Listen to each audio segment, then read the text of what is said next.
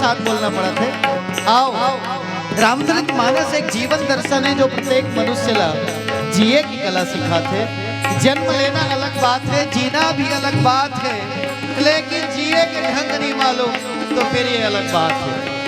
वैसे जैन कथा प्रसंग में आपके बीच में हम निवेदित करे बरजाथन, वो कथा प्रसंग आए रामचरित मानस के द्वितीय सोपा, अयोध्या कांड, दोहा क्रमांक 238, जहाँ पूज्य गुरुदेव लिखते हैं कि प्रेम अमीय मंदर मेरा भरत पयोधि गंभीर मत प्रगटेव सुर साधु हित कृपा सिंधु रघुवीर। यहाँ पर श्री भरत जी के जीवन चरित्र का मंथन किया जा रहा है और मथने वाले कोई और नहीं, स्वयं प्रभु श्री राम। और पूरे रामचरित मानस बालकांड से लेकर उत्तरकांड तक 3 मंथन हुए हैं। पहला बालकांड में सीता जी की सुंदरता का मंथन कामदेव के द्वारा, दूसरा श्री भरत जी का ये जीवन चरित्र का मंथन प्रभु श्री राम के द्वारा, और अंत में उत्तरकांड में वेद समुद्र का मंथन हुआ है। और इन तीनों मंथन से हमें 3 महत्वपूर्ण अमूल्य रत्न मिलता है, सत्यम, शिवम और सुंदरम। जीवन में ये तीनों की अत्यधिक आवश्यकता है और व्यक्ति के जीवन में सत्यम, शिवम और सुंदरम यदि नहीं है तो समझ लीजिए जीवन व्यर्थ है। तो ज्यादा कुछ ना कहते हुए, समय कीमती है मेरे लिए भी और आप लोगों के लिए, इसलिए कथा प्रसंग में जाने से पहले वो कहते हैं कि जरत सकल सुर वृंद विषम सरल जही पान किए, है ना। यहाँ पर भी जहर निकलने वाला है मंथन से, क्योंकि जब भी कोई भी मंथन होगा, चाहे भौतिक सागर का हो, चाहे भरत जी जैसे संत के जीवन चरित्र का मंथन हो, सबसे पहले जहर ही निकलता है। और उस जहर को पीने में कौन सक्षम है आप में से, ये आप निर्धारित कर लीजिए। और आइए सबसे पहले देवादिदेव महादेव के श्री चरणों में श्री प्रेम पीयूष का प्रथम पुष्प सादर समर्पित करते हुए बोलिए श्याम रामचंद्र की जय।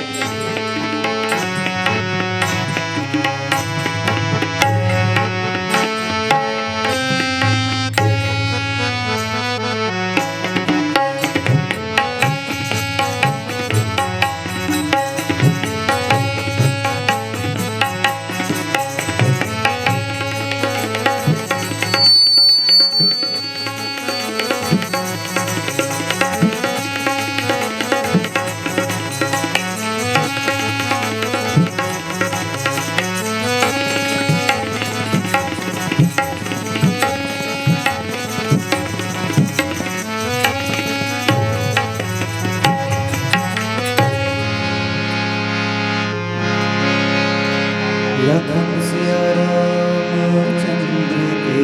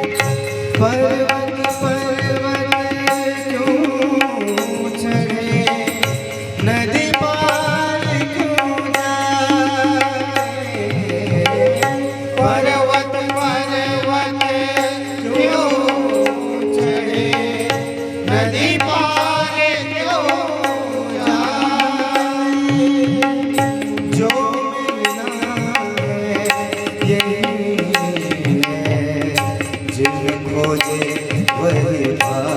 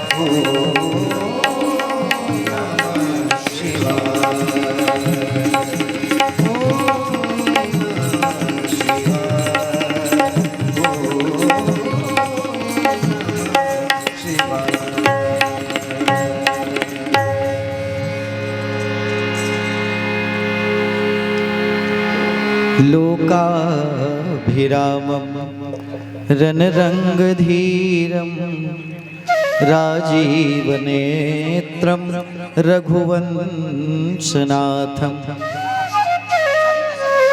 कारुण्यरूपं करुणाकरन्तं श्रीरामचन्द्रं शरणं प्रपद्ये। वन्दे विदेहतनया पदपुण्ड्रिकं कैशोरसौरभ समाहृतयोगिचिन्तं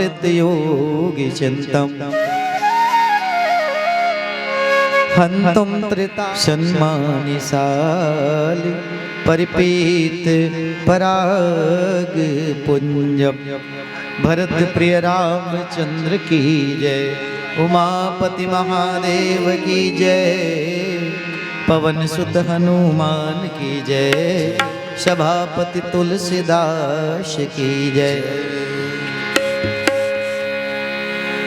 विश्व के मानचित्र पर जाना जाने वाला एक देश भारत, और इसी भारत के एक मध्य में बसा हुआ एक राज्य जिसे हम छत्तीसगढ़ महतारी की संज्ञा देते हैं, और इसी छत्तीसगढ़ महतारी के एक कोने में स्थापित ग्राम कुर्दा, जहाँ पर मानस की जो अविरल धारा निरंतर प्रवाहित हो रही है प्रातः काल से लेकर रात्रिकालीन बेला तक। और इसमें हमें भी गोता लगाने का आप सभी ने स्वर्णिम अवसर प्रदान किए हैं। इसके लिए मैं आप सभी को, समस्त ग्रामवासियों को, माताओं बहनों गुरुजनों को, और विशेषकर मेरी मानस मंडली की माताओं को मैं पुनः एक बार हृदय से साधुवाद और प्रणाम करते हुए, आइए कुछ ही समय है और जीवन भी कुछ समय के लिए ही मिला है।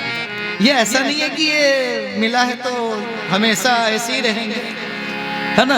ये भी एक दिन इसे भी छोड़ना ही है, इस जीवन को, इस शरीर को, और छोड़ना ही है तो कुछ अच्छा करके जाए ना भैया।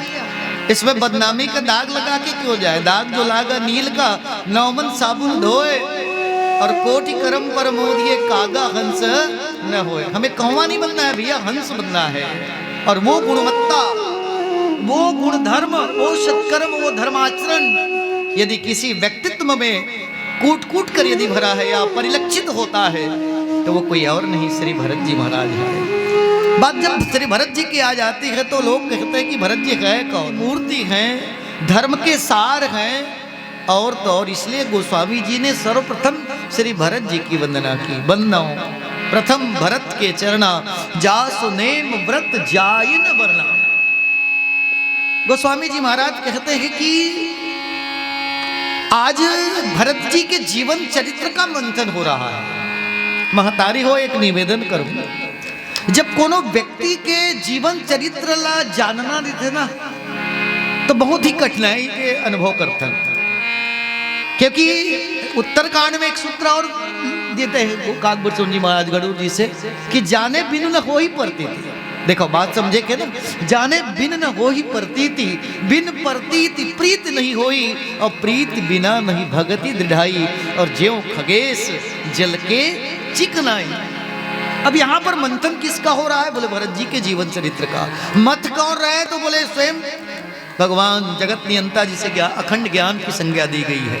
ज्ञान अखंड एक सीतावर, माया वश जीव सचराचर, परबस जीव स्वबस भगवंता, जीव अनेक एक श्रीकंता।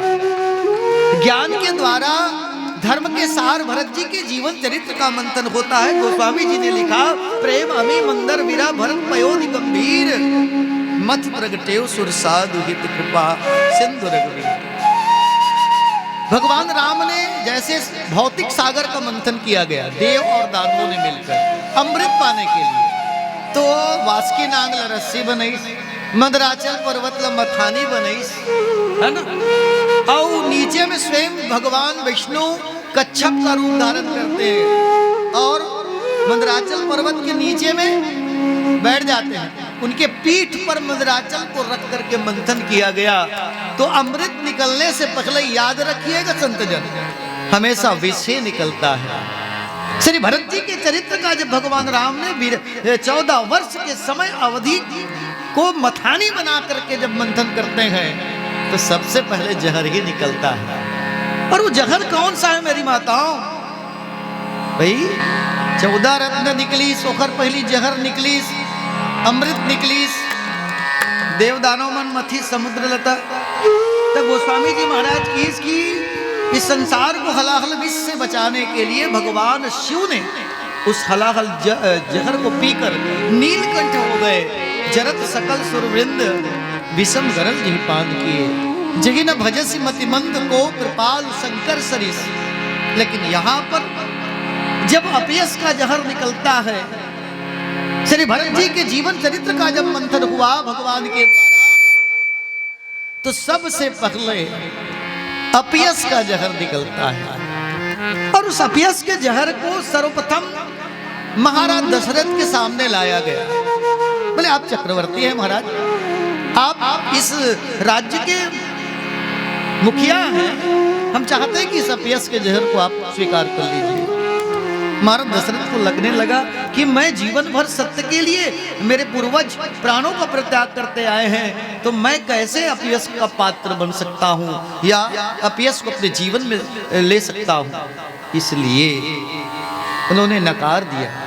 6 बार राम का नाम लेकर प्राणों का परित्याग कर दिए। राम राम कही राम कही, राम राम कही राम, तनु परिहरि रघुवीर विरह, राव गयो सुरधाम। फिर माँ कौशल्या के सामने लाया गया उस अपयश के जहर को। माँ कौन है कौशल्या? आप लोग पढ़ती है माताएं? मैं तो बहुत कम उम्र का हूँ, मुझे अनुभव भी नहीं है राम कथा कहने का। आप लोग बहुत दिनों से राम कथा कर रहे हैं। ज्ञान शक्ति से कौशल्या, सुमित्रा उपासना आत्मिका, क्रिया शक्ति सके कई, वेदो दशरथो द्रिपाहा। माँ कौशल्या ज्ञान है। और माँ कौशल्या के सामने जब अपयश के जहर को ना लाया गया, बोले माँ आप इसे पी लीजिए। माँ कौशल्या कहती है कि मैं ये जहर पी ही नहीं सकती। फिर उस अपयश के जहर को सुमित्रा के पास लाया गया। माँ कहती है मैं भी इस अपयस को अपने सिर पर नहीं मर सकते, मैं अपयस का पात्र नहीं बन सकते, मुझ में वो सामर्थ्य नहीं है, मैं तो सेविका मात्र हूँ। मेरी दोनों बहनों की सेवा करना, मेरे राज्य की सेवा करना, मेरे पति की सेवा करना, पुत्रों को की देखभाल करना, ये मेरा उत्तरदायित्व है। इससे ज्यादा मेरा कोई उत्तरदायित्व नहीं है। मैं अपयस के जहर को नहीं पी सकती। अंत में माँ कैकेयी के सामने लाया गया, उस माँ कैकेयी के सामने जिनके लिए लोगों ने केवल यही कहा कि ये इनके कारण भगवान राम को 14 साल का वनवास हुआ। विचार करिएगा, माँ कैकेयी के ऊपर दोषारोपण किया जाता है कि अम्बा कैकेयी के कारण, कैकेयी नंदनी मंदमती कठिन कुटिल पनु किन्ह, इनके कारण राम को वनवास जाना पड़ा। लेकिन मेरा विचार करिएगा, इस संसार में यदि अम्बा कैकेयी नहीं होती ना, तो प्रेम का अमृत भी समाज को नहीं मिलता, जो भरत जी के जीवन में भरा हुआ था। प्रेम अमी अमंदर बिरा। माताओं, मैंने जब मैं रामचरितमानस में डिप्लोमा कर रहा था, तो उसमें प्रोफेसर एसपी गौतम ने लिखा कि भगवान राम को 14 वर्ष का वनवास ही क्यों? चाहते इसको 12 साल, 10 साल, 5 साल, 1 साल, 14 दिन, 14 साल ही क्यों? दूसरी बात, तब बताइए कि रावण की आयु 14 वर्ष ही बचा हुआ था। दूसरा कारण क्या है? इधर तो महाराज दशरथ जी क्या करते हैं, भरी सभा के बीच में घोषणा कर देते हैं कि कल प्रातः काल होते ही मैं श्री राम को इस अयोध्या का युवराज बनाऊंगा। माँ कैकेयी को पता चला ये तो बहुत बड़ा अनर्थ होने जा रहा है। बोले कैसे? क्योंकि एक बार बाली और महाराज दशरथ के बीच में घोर घमासान युद्ध हुआ था। युद्ध में बाली ने महाराज चक्रवर्ती दशरथ को पराजित किया था, और पराजित करने के पश्चात उनका राज मुकुट छीन लिया था, और उसी राज मुकुट को के अभाव में अम्बा कैकेयी उस समय भी रथ की बागडोर संभाल रही थी। और अम्बा कैकेयी ने कहा, राजन बोले बिना राज मुकुट के यदि आप अयोध्या जाओगे तो वहां के लोग आपको राजा स्वीकार नहीं करेंगे। इसलिए मैं चाहती हूँ ये बात मेरे और आपके बीच विधि को विधान समझ के संतुष्ट होना पड़ रहा है। तो चलिए आइए एक भजन, फिर आगे। लखन सिया रामचंद्र की जय।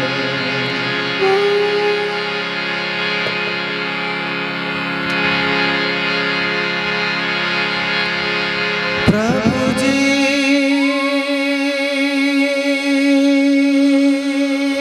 हो,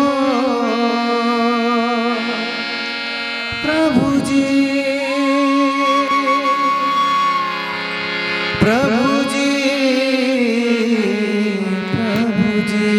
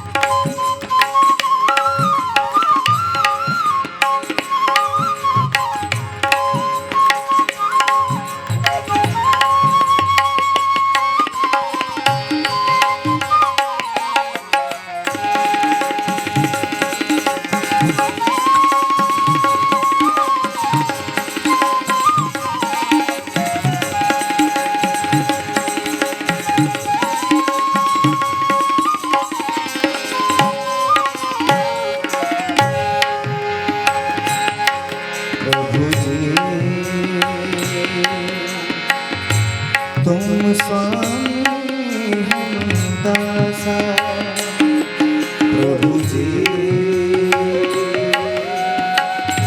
तुम स्वामी हम दासा तुम स्वामी स्वामी तुम स्वामी स्वामी हम दासा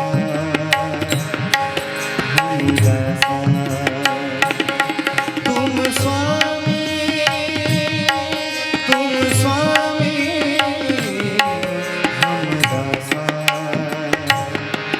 हम दासा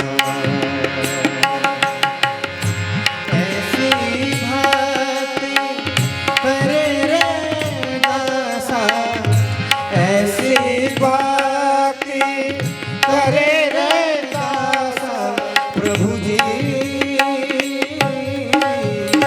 तुम चंदन हम पानी प्रभु जी तुम चंदन हम पानी प्रभु जी तुम चंदन हम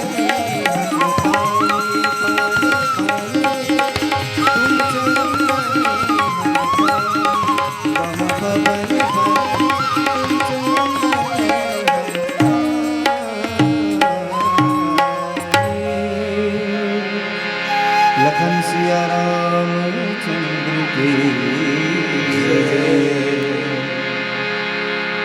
संसार में अपयश का जहर यदि कोई पी सकती है तो केवल अम्बा के कई है। संसार की कोई भी माँ इस अपयश को स्वीकार नहीं करेगी।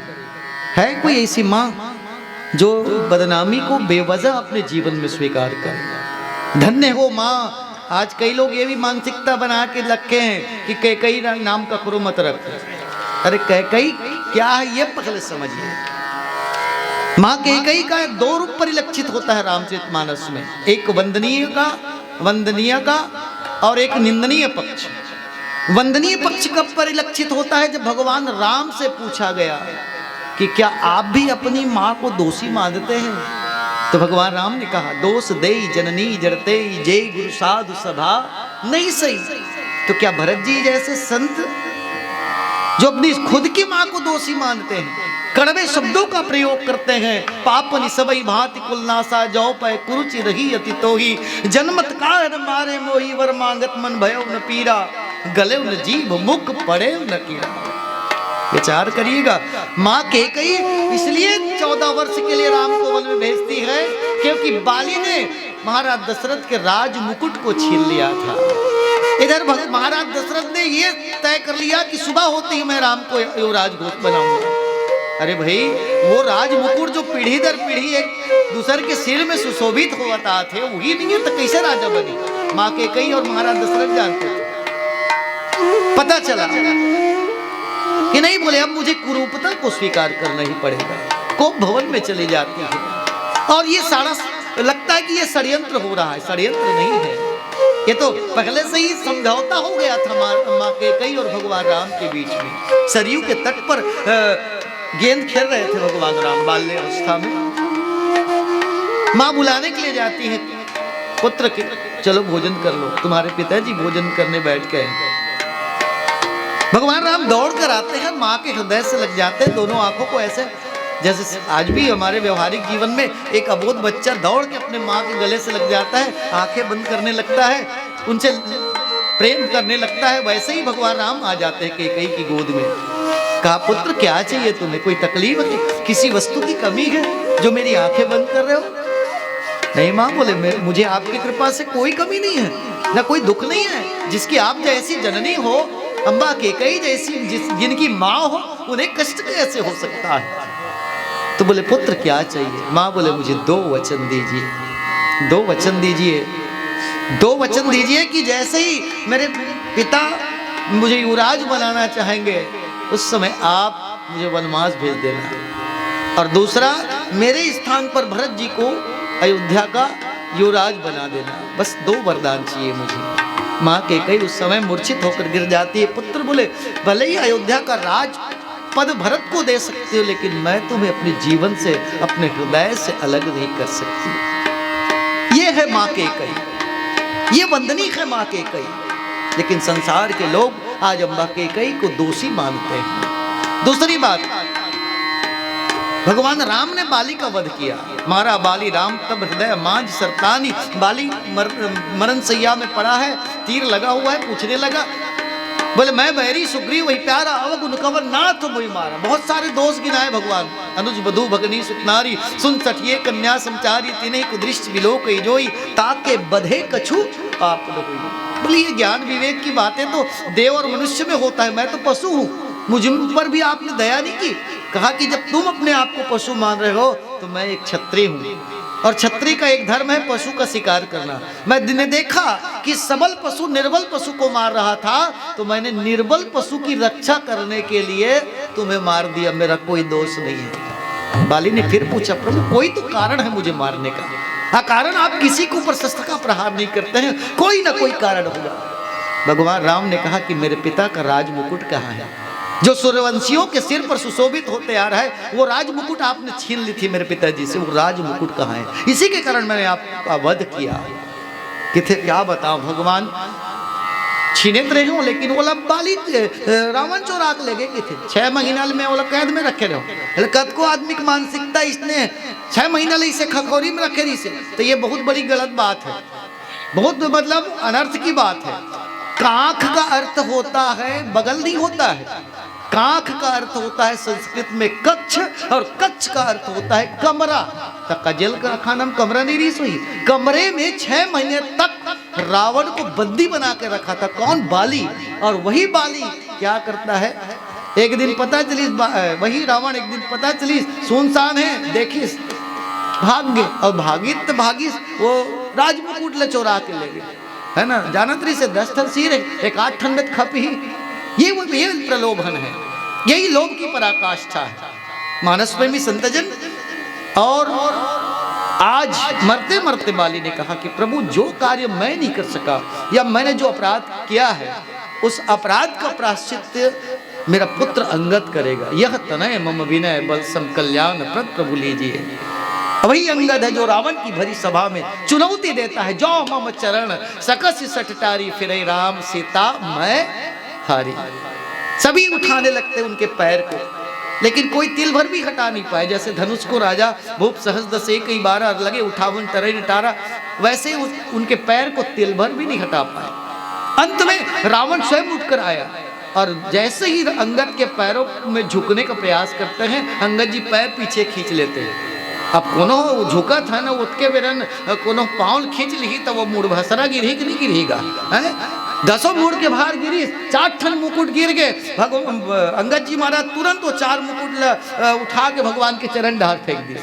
अब एक बात के तय संकल्प के साथ कि रावण आज ये 4 मुकुट नहीं गिरे तो सिर ले 4 ठन नीति गिर गए, साम दाम दंड और भेद। जेल राजा में ये 4 नीति नहीं है ना, तो बोला शासन करे के कोनो अधिकार नहीं है। तो रावण की बुद्धिमत्ता देखो, अरे 4 ही तो गया है, 6 तो मेरे पास है, टपाटप बीन के उन खपड़ रही 6 ठन मुड़ी में। माने देखिए ये बुद्धिमत्ता, ये पांडित्यपन है। ये रावण अपने आप को माने चतुर समझता है। अरे 4 गए 6 तो बाज गए। गुणी वही होता है जो कम की परवाह ना करके ज्यादा को बचा, ज्यादा को बचा। अंगद की थे 4 तो चला गया आपके जीवन से, अब ये 60 विकाल न रखे रहा ना, यही तो विनाश के कारण बनी। तो कहने का तात्पर्य है मानस प्रेमी संतजन, इस राज मुकुट के कारण जिस समय वनवास के लिए भगवान राम निकलते हैं ना, तो माँ कैकेयी ने उनके कानों में यही कहा था, पुत्र बोले एक बात है, बोले तुम्हारे पिता का राज मुकुट छीन लिया गया है, और उसे जब तक नहीं लाओगे तब तक मैं तुम्हारा राज्याभिषेक होने नहीं दूंगी। और इसी कारण माँ कैकेयी ने जो योजना बनाई भगवान राम के साथ मिलकर, और महाराज जी से क्या मांगते हैं, बोले सुनहु प्राण प्रिय भावन जी का देव एक बार भरते टीका, दूसर वर मांगो कर जोरी पूर्व नाथ मनोरथ मोरी, तापस वेश विशेष उदासी 14 बरस राम वनवासी। आज भरत जी के चरित्र का मंथन हुआ। अपयश का जहर निकलता है, बदनामी का जहर कोई नहीं पी पाए। माँ कैकेयी उस जहर को पी लेती है, नीलकंठ बन गई। उस समय भगवान शिव ने जहर को पी लिया, हलाहल को, और विश्व का कल्याण किए।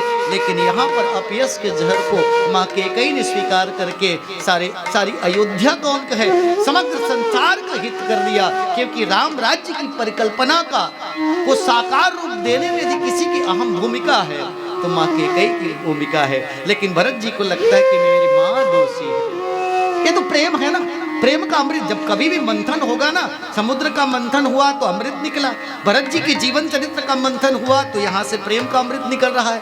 और जब प्रेम का अमृत छलकता है ना तो कहते कि वहां से एक अलौकिक स्नेह का उद्गार होता है। विचार करिएगा, ये बहुत बड़ी दर्द की बात है। अपनों से जब अपने भी छोड़ते हैं, उस दर्द को वही समझ सकता है जिनके जीवन में ये वियोग हुआ है। संसार में सब कुछ मिल जाएगा, लेकिन सगा भाई, सहोदर भाई, मां का मिलना ये बड़ा दुर्लभ है। भरत जी को लगा कि आज मेरे प्रभु मेरे कारण कष्ट को सह रहे हैं, मुझे चलना चाहिए। मनाने के लिए भरत तीसरे पहर कहा किन्न प्रवेश प्रयाग कहत राम सिय उमगी उमगी अनुराग। और वहां जाते हैं, मंत्रणा की गई, सभी निष्काम कर्मयोगी जनक जी और सभी ऋषि मुनि इकट्ठे हैं। सभी ने निर्णय लिया कि अब भरत जी जो कहेंगे वही धर्म का सार होगा। जो कहेंगे करेंगे, जो सोचेंगे वो धर्म का सार होगा। सोचे वो कहे वो, करब तुम सोई धर्म सार जग होई है सोई। वशिष्ठ ने कहा कि भरत तुम जो कहोगे, जो सोचोगे, जो करोगे वो धर्म का सार होगा। भरत जी ने कहा कि प्रभु बोले आज बंटवारा कर ही लेते हैं, जैसे संसार के भाई बंटवारा करते हैं ना, आज हम दोनों भी बंटवारा कर लेते हैं। भरत जी ने कहा प्रभु बोले मैं और बंटवारा आपसे लूंगा, ये तो सब संपत्ति सब रघुपति की आई, मेरा जीवन भी जब मेरा नहीं है आप ही का दिया हुआ है, तो मैं कैसे आपसे बंटवारा ले सकता हूँ। नहीं बोले, जैसे संसार के दो भाई आपस में संपत्ति को बांटते वैसा बंटवारा नहीं करेंगे। ना तो तुम मेरे वियोग में सुखी रह सकते हो और ना ही मैं तुम्हें से बिछोड़कर सुखी रह सकता। मेरे वियोग में जो अयोध्या में तुम्हें दुख मिलेगा ना वो तुम्हारे हिस्से में, और तुम्हारे वियोग में जो वनों में मैं रहूंगा ना वो दुख मेरे हिस्से में। इससे यही सिद्ध होता है मेरी माताओं, संपत्ति का बंटवारा तो संसार के सभी भाई करते हैं, एक बार दुख को बांट लीजिए। ये बंटवारा का जो वायरस है ना पूरे छत्तीसगढ़ कौन कहे पूरे इंडिया से, पूरा वर्ल्ड से समाप्त हो जाएगा। इसलिए बांटना ही है तो दर्द को बांटिए, दुख को बांटिए। निश्चित है रामराज आज भी है, कहीं दूर नहीं है, लेकिन हम लोग एक ठन थारी बांचे थे ना, तेनों 4 फुट का कंडार था। कितना बड़े दुख के बात है। कबू अपन भाई के दुख ल पूछे का तकलीफ है भाई, ना तो बड़ा छोटे से पूछता है ना छोटा बड़े से पूछता है, केवल भौतिक वस्तुओं के पीछे भाग रहे हैं। लेकिन भरत जी महाराज एक ऐसे संत हैं जिसे राजपद नहीं चाहिए। भरत हो इन राज मद विधि हरिहर पद पाई, कभू की कांजी सी करनी क्षीर सिंधु बिनुसाए। आपन दारुण दीनता सबई कहो समझाए, देखे बिनु रघुनाथ पद जिय के जरण नहीं जाए। भरत जी सोचते कि मेरे हृदय की जलन तभी शांत होगी जब मैं प्रभु चरणों को प्राप्त कर लूंगा। हम लोग भी जलते हैं किसी की तरक्की को देखकर, किसी के ऐश्वर्य को देखकर, किसी के रूप रंग को देखकर, किसी के खान पान को देखकर, लेकिन ये जलन किसी काम की नहीं है। भाई जलिए, जलने में मनाही नहीं है।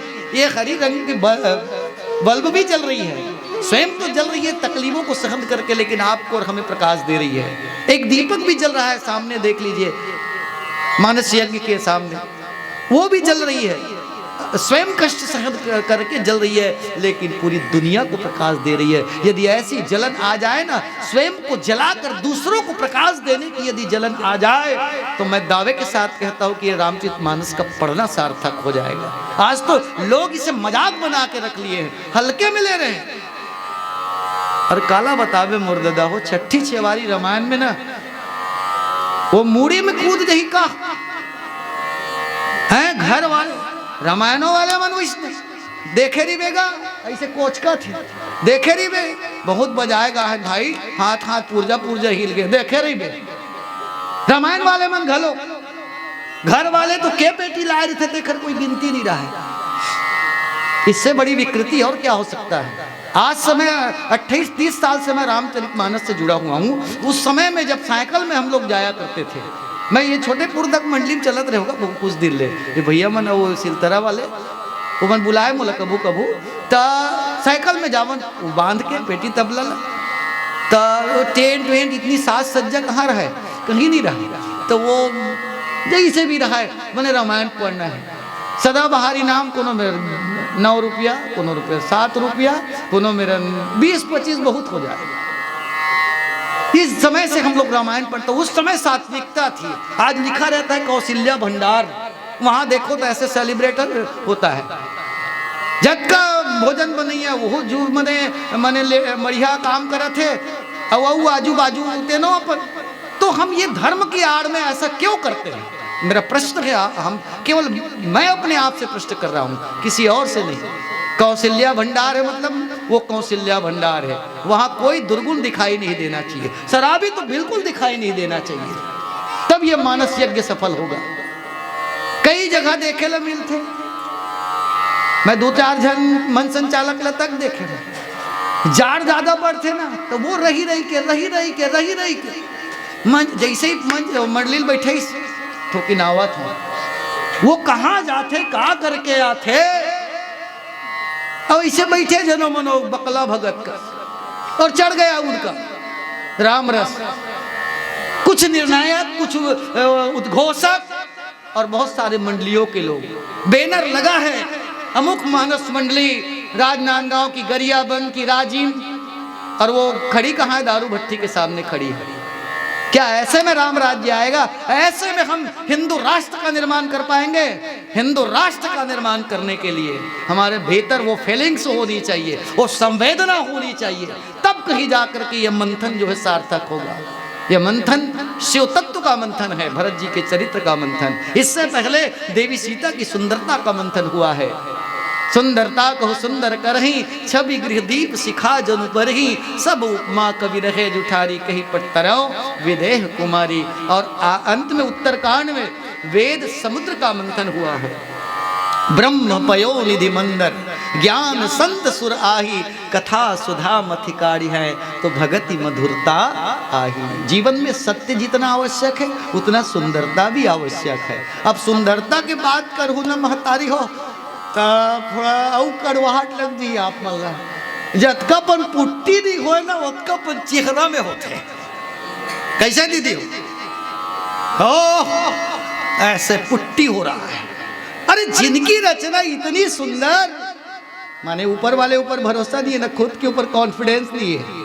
अरे दादा हो, माँ के कोख और कुम्हार के आवा, कोनो करिया हो जाते, कोनो गोरिया हो जाते जी। अब मैं सांवला हूँ, कद को पुट्टी चढ़ाऊँ है माँ, सांवला तो वो गोरिया नहीं हो सका। मान लो कौआ है, कौआ तो व्हाइट सीमेंट में लगा दे, पूरा पेंट कर दे, पानी पर ही फेर करिया करिया। तो जिनकी रचना इतनी सुंदर, तो वो कितना सुंदर होगा।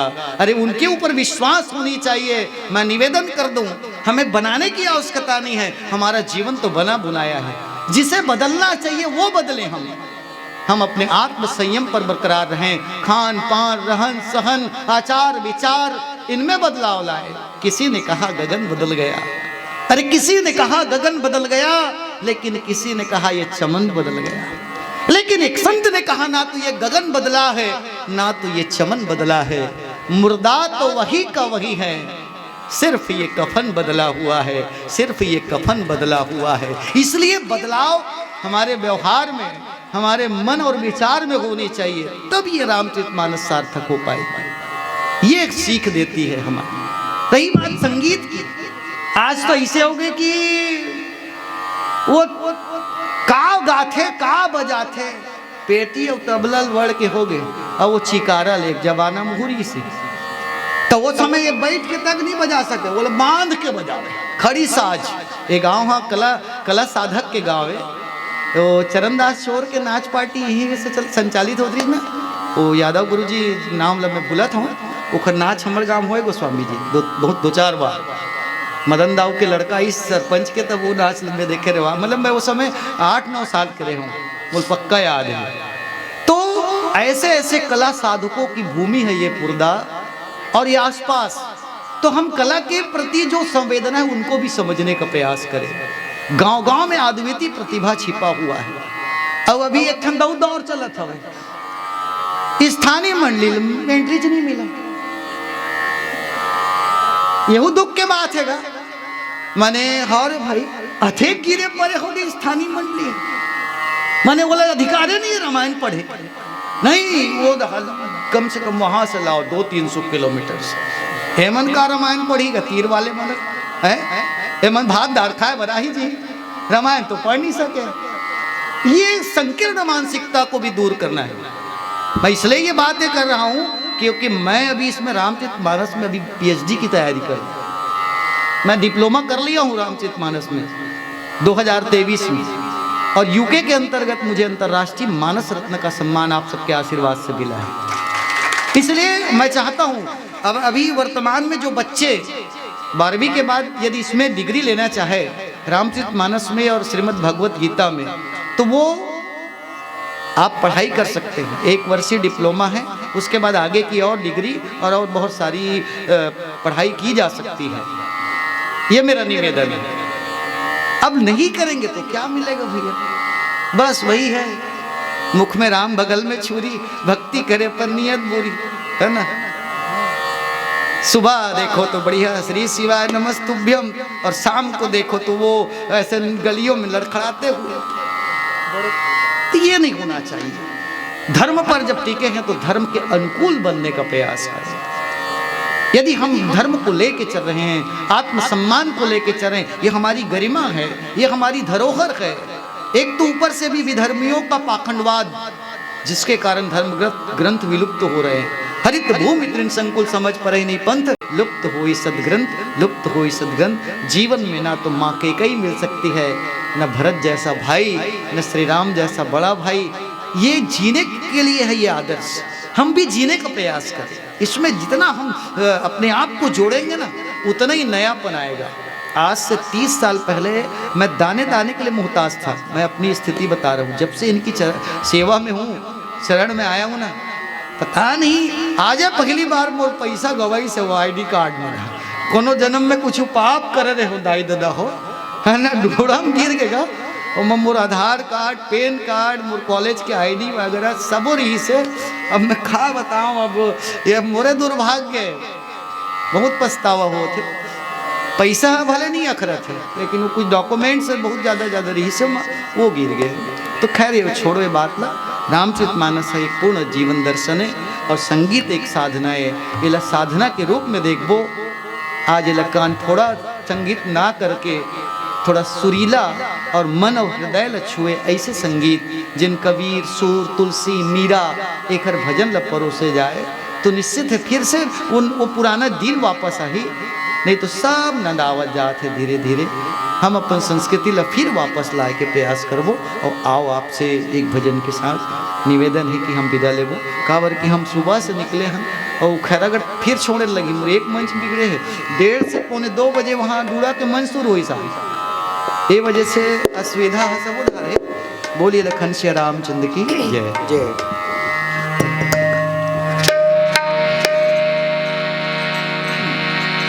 लखन सिया रामचंद्र की जय।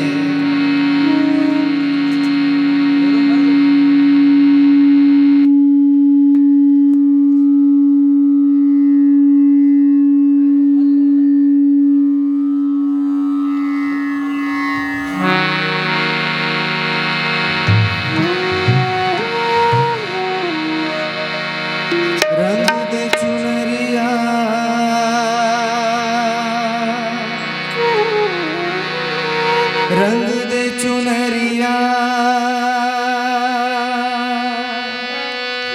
रंग दे चुनरिया, रंग दे, रंग दे दे चुनरिया।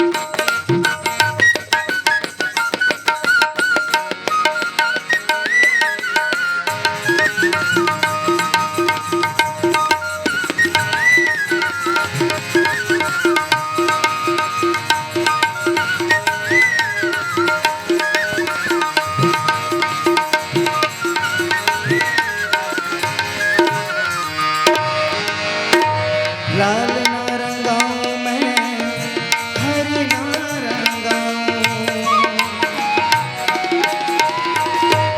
लाल नारंगाओं में हरी नारंगाओं, अपने ही रंग में रंग दे चुनरिया, रंग दे चुनरिया, श्याम पिया मोरे रंग दे चुनरिया, श्याम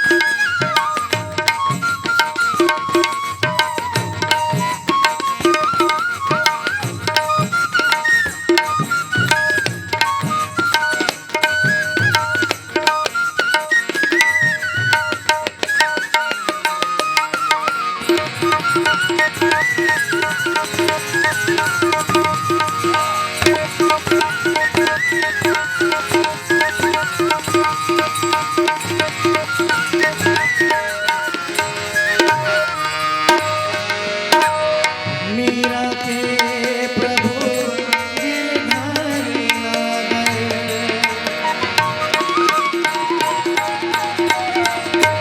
जल से पतला कौन है, कौन भूमि से भारी, भारी, भारी।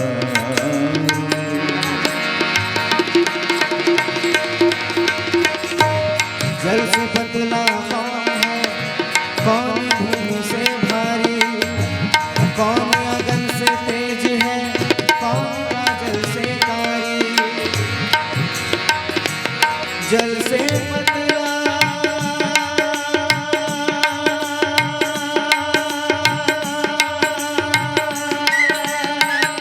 ज्ञान है, और पाप भूमि से भारी। क्रोध अगन से तेज है, और कलंक काजल से कारी। रंग दे चुनरिया, रंग दे चुनरिया। मीरा के प्रभु गिरधार नागर, प्रभु चरणन में, हरि चरणन में, श्याम चरणन में लागे नजरिया। रंग दे चुनरिया, श्याम पिया मोरी रंग दे चुनरिया।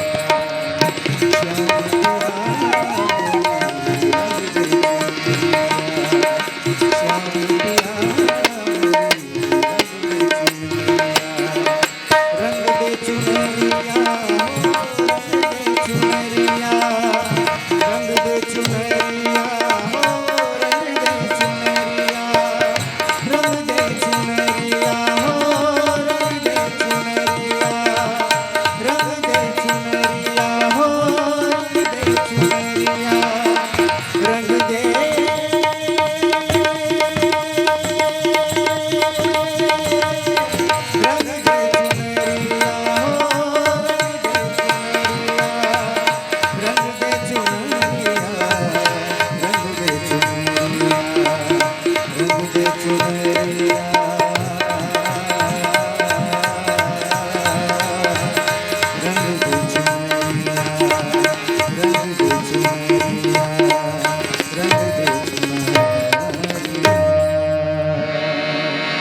लखन सिया रामचंद्र की जय।